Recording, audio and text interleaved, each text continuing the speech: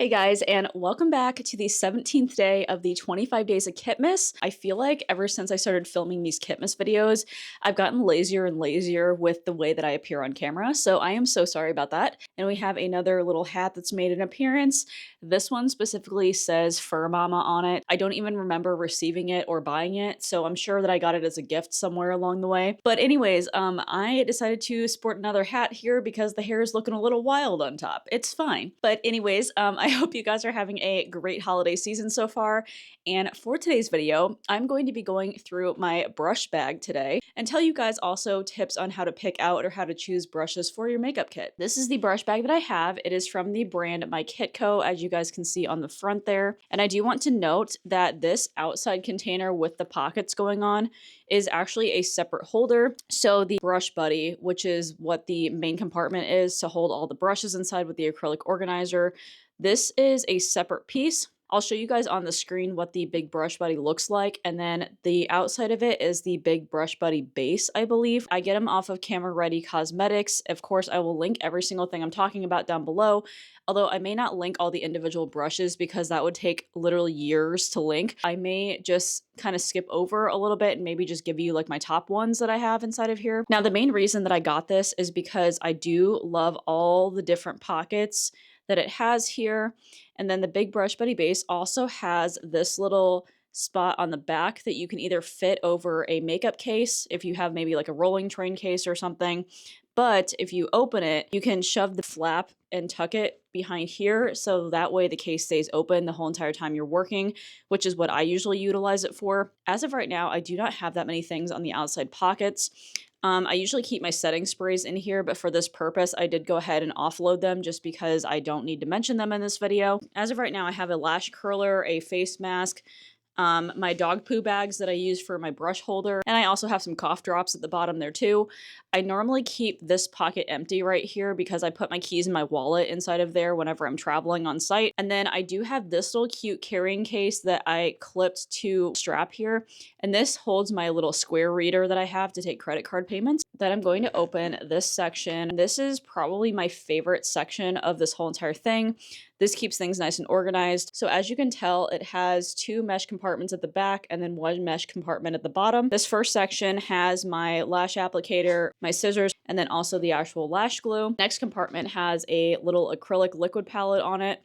And then this section right here holds my spatula and then also a couple other acrylic palettes that I use for depotting my stuff. So yes, all my sanitary items are kept nice and clean inside of this, and it's nice and sealed. Okay, I'm gonna go ahead and unzip the top section so you guys can see. It unzips on two sides and then has Velcro in the middle that holds it together. And then as I mentioned before, I am tucking the back behind this little strap here, and then it just holds the flap right in place so I can work really efficiently. You guys are probably gonna think that this is an excessive amount of brushes. I always get the joke on site where people are like, oh, do you have enough brushes? And you can never have enough brushes as a makeup artist. Let me just point that out right now. The only reason that I keep so many brushes is because I do not repeat brushes on site. I like to keep a fresh set of brushes for each and every client that I see. For example, if I had 10 people, then I would have 10 sets of brushes and new, fresh, clean ones every single time. Spot cleaning is not 100% hygienic, and I love to be as clean as possible, which means that I need to keep enough brushes for each and every person. I do not personally take any more than about 5 or 6 people back to back in one job anymore, but a lot of the times I do have jobs going on for consecutive days in a row. I'm sure other bridal makeup artists can relate in the fact that we sometimes just do not have the energy after weddings, especially if we've done multiple people back to back that day. And the last thing we want to do is go home and clean our kits and clean our brushes all over again. It just does help to have one less thing to clean if you do have a job the next day. I have so many brushes. I think that I can pretty much get through about 15 different applications before I clear out this entire brush case. I don't know if you can tell or not, but there is 6 different sections that are divided inside of these little acrylic dividers.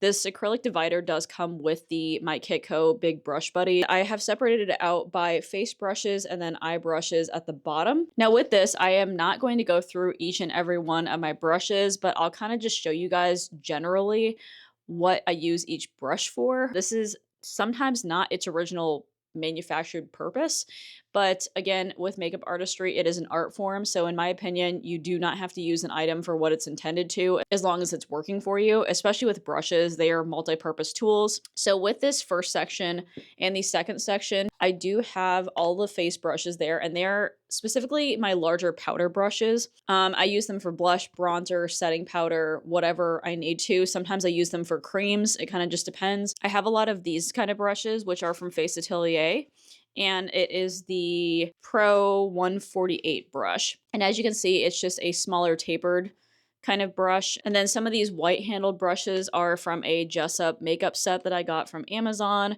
And then I'm trying to find a dupe for these because this company did go out of business. I think Morphe might carry ones that are comparable to it.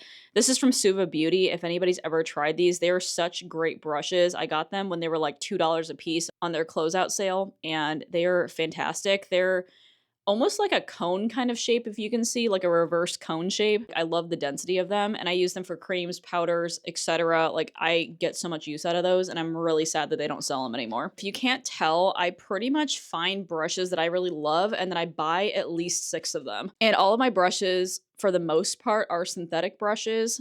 A lot of the times people are or can be allergic or sensitive to natural hair bristles, since they do come from animal fur usually. Synthetic brushes are a little bit harder to clean sometimes, but honestly, that's kind of a sacrifice that I've learned to make because I do want to make sure that I'm not unintentionally causing an allergic reaction with somebody. This section at the very right-hand side, this is all of my primer brushes. Like, that's pretty much what these are. Primer and highlighters, I would say, because I also do have like little tapered brushes here too. My primer brushes, for instance, are all of the flat brushes.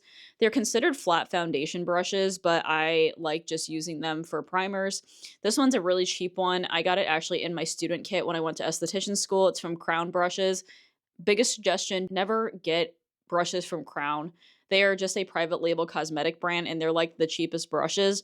However, some of the brushes I still do use if they're for clear things such as primers, serums, moisturizers, something like that. But if anything has a color to it, I would not recommend using. And then I also do keep these guys too, which are the Anastasia highlighter brushes. They are so good. I also found dupes for them off of Amazon, but to be totally honest, I'd probably just splurge and get the Anastasia ones because this one has not shed this whole entire time, whereas the Amazon ones definitely have. I also have another tapered highlighter brush from Morphe. And then we're going on to the bottom row to the left-hand side, and then this is where I have all my fluffy crease brushes, I would say. Just other eyeshadow kind of brushes too, but mostly just like the fluffier kind of ones. Yeah, so this one, for instance, is a Morphe brush. Then there's other ones from Jessup that I have. Jessup brushes are really good, by the way. I love these things. Such good quality, and have never shed on me. And they're pretty inexpensive, which is great. You can get them in like little sets like this. And then I also have this one, which I really love too. This is from Usum. This one from It Cosmetics is a crease brush as well. Had it for several years to the point where the name has literally rubbed off of it, so I can't even tell you what number it is anymore. I also, amongst that, have like little tiny ones too. This is another Jessup makeup brush.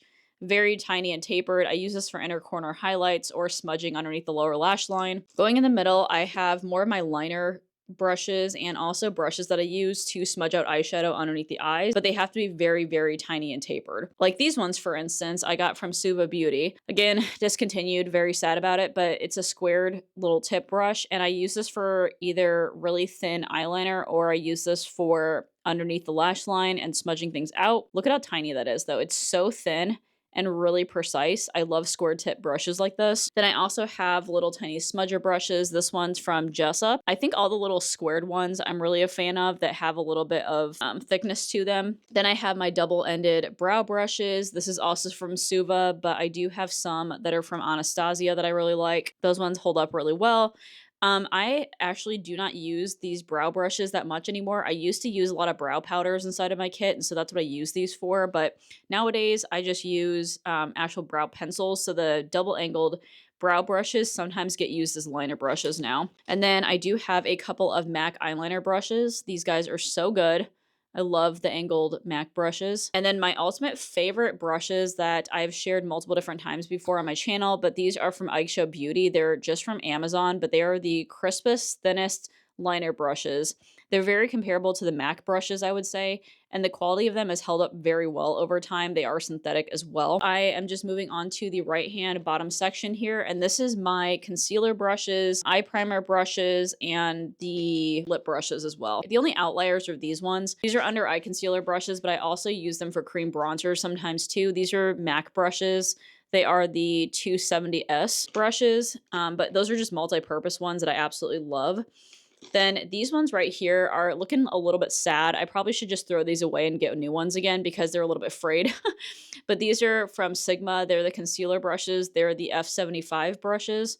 But then I have really comparable ones that are also from Show Beauty, and they look exactly identical to them. They're usually pretty thin when you get them. Like they're a lot thinner than this, but since I've been cleaning them and everything, they frayed a little bit, but the hairs haven't shed, so that's great. And then I also have these little brushes as well. I actually really love these a lot. They're from Morphe. They're the Morphe M124 brushes, and I believe that originally they're supposed to be like small shadow brushes, but I use them for lipstick application. And yeah, honestly, that is pretty much it as far as the brushes go. I will be linking as many brushes from that brush belt that I possibly can find down below. I know that I wasn't like super descriptive, but it literally would have taken me so long to go through each and every one of those brushes. The main gist with picking out brushes is number one, find out what kind of brushes that you like working with as an artist personally. If you like synthetic brushes or if you like the natural hair bristles, but I do want people to be aware that some people can have allergies to them. So that's why I just am on the safe side and just do all synthetic brushes. Number two is kind of the way that you prefer to work as an artist. Again, a lot of the things inside of your kit, if not most things inside of your kit, are going to be personal preference, depending on what you find easiest to work with. So even if you got a duplicate of all of the brushes that I had inside my kit, you may not like them at all. It's kind of like everything else that you have inside of your kit. You kind of just have to trial and error it out.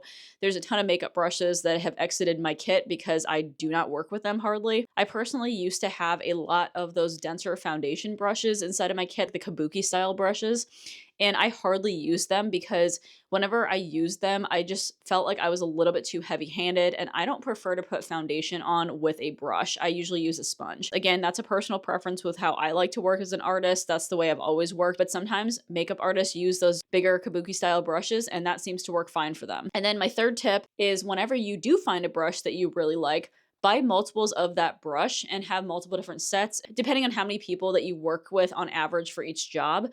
And then maybe even get more like I have. It kind of just depends on how much funds, obviously, that you have at your disposal. I don't know how helpful this was. I'm not really the best at explaining brushes, unfortunately, because I've had these for such a long time. I don't even remember how I even accumulated this much. But I would say if you're a newer artist, just buy a bunch of brushes, experiment with them, see how you like working with them, find the material and the shape of the brush that you like working with, and that's pretty much it. If you guys did enjoy this video or found it helpful, go ahead and give this video a big thumbs up, as well as also subscribing down to my channel if you guys have not already. Don't forget to turn on those notifications because you do not want to miss the rest of the Kitmas series. And as always, I hope you guys are having an absolutely fantastic day, and I will talk to you guys in my next video.